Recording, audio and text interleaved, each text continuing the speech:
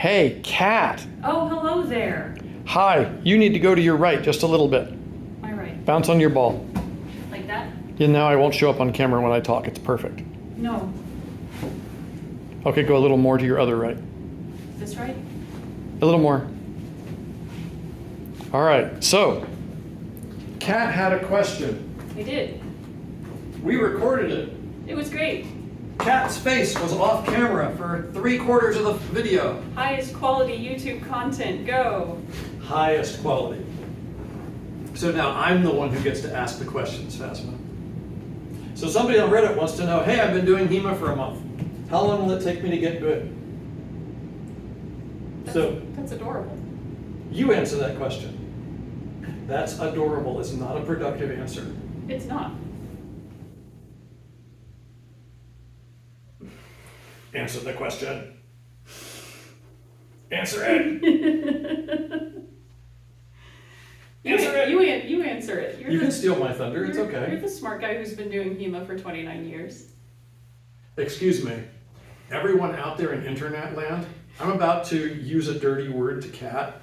It is said with love. Bitch, you're the one who got through physics without having to study. I don't want to hear shit about who's smart and who's not. I was in my professor's office 5 minutes after every class and scraped a C- by the skin of my teeth.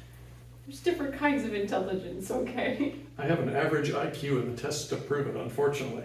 I flunked out of gifted. All right, so answer it. Answer it. So a lot to answer that question specifically, you can't really say, oh, well, yeah, it'll take 6 weeks. It'll take 8 months. It'll take 50 years. How do you define good fencer? That's how you have to start. Wins all the tournaments. Yes. If that's your definition of good fencer, great. Go win all the tournaments. And you're done. How do you win all the tournaments, Russ? You gotta get good. Gotta get good. Okay, there's the answer. Get good, noob. Okay, now how long is that gonna take? Yes. Well, again, it depends. No, it doesn't depend. The answer was they want to win tournaments. Well, so what do you need to focus on in order to win tournaments? You are enjoying this way too much.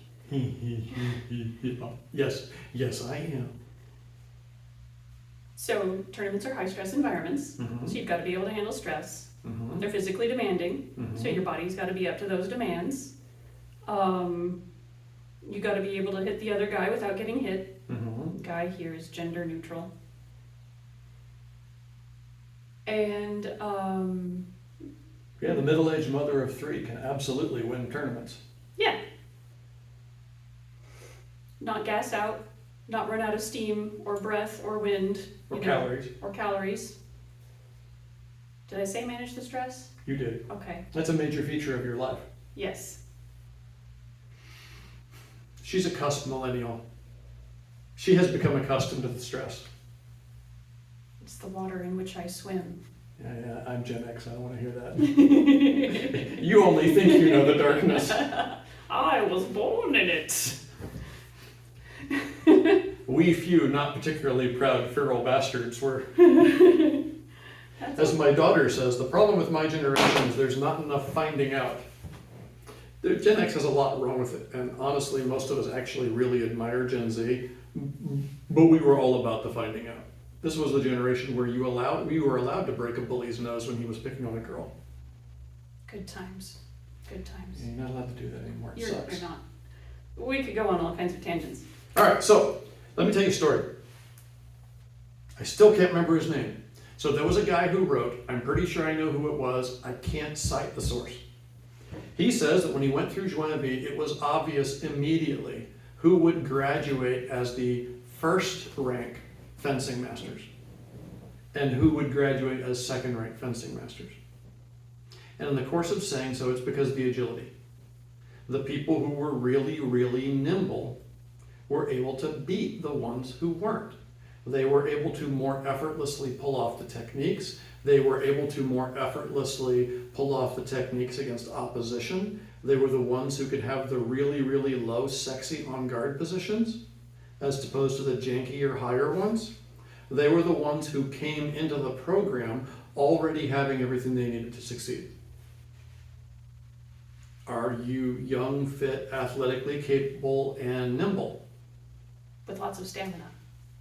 Then you are well on your way, so long as you also have coachability. And if you don't have coachability, what's that word? 6 letters? Starts with fucked? I've never heard that word. Oh, okay. Yeah, so I have a whole different video about coachability. If you're not coachable, you're going to lose. It's just as simple as that. Sorry. But if you are coachable and you come in with all those traits, 6 weeks. And you can be having tournament success. So long as you're actually doing what you're coached to do, and so long as you're not getting garbage to your instruction. Because you're head and shoulders above most HEMA fencers who to this day still don't move well. I still move above average compared to most HEMA fencers, and I have a laundry list of injuries that has literally made a failed cheer squad captain wince. And my doctor refers to my lungs as crispy, huh? Yeah, it's terrible. We are still not good at the kind of agility that the modern Olympic guys take for granted. And in places and in corners, that's improving. But I told the story because it was an issue back in the day too. Now, at Joanna V, they didn't know how to teach people agility. Kat's my little exemplum grazia right here. Hi. If you come in like Kat with no athletic ability, it's going to take you a while. Because you're going to have to discover athletic ability as part of your learning curve, and you're going to have 2 things to learn.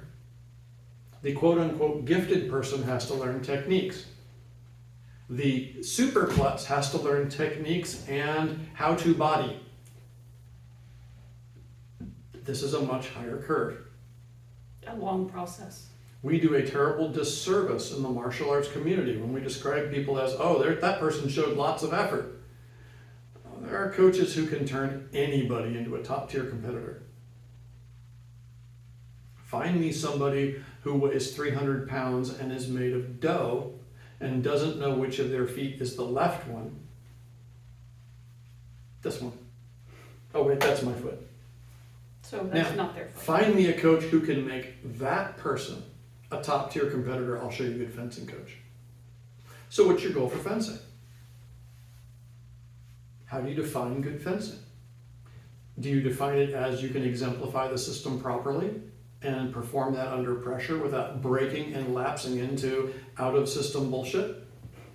Do you define it as I can hit people with a sword and not get hit back? Do you define it as I understand what the system is doing and what I'm doing in this system, and I can apply that while preventing others from doing what they want to do? Do you define that as I always make elims, even if I don't podium? What is your litmus test? And whatever your litmus test is, that's the right litmus test, because you're the one investing the time, effort, and sweat. How often do you train? Me personally? Yeah.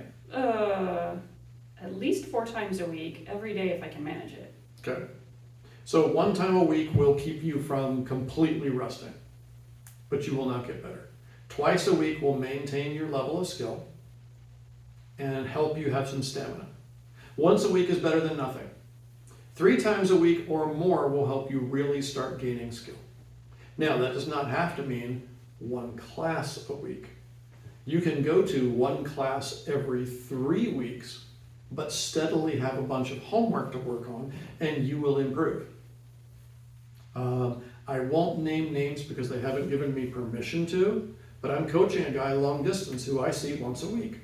He gets homework, he works on that homework. He just gave a colleague of mine a real run for his money in a bout where that colleague is a guy who regularly stands up on podiums. Oh. You can in fact be a very successful long distance student. At this point I should probably plug my service of long distance studenting, but that's beside the point. You don't necessarily have to have immediate access to an instructor to get good. What you do have to do is have steady progress towards the goals that you define. Cool? Very fair. Cool. I'm gonna get some water because I desperately need it. Let's see if you're still on camera. What are you gonna tell them while I'm going to get water? I was distracted by the ball rolling away. Is it healthy? Is it healthy? That could make it a medicine ball. Oh. Bye! Have fun doing the things. We've got more videos and content coming, so if you liked what you saw and it was useful for you, please stab the like button, /subscribe, and punch the little bell icon so that you're notified immediately when new content comes available. Thanks, and go do the thing.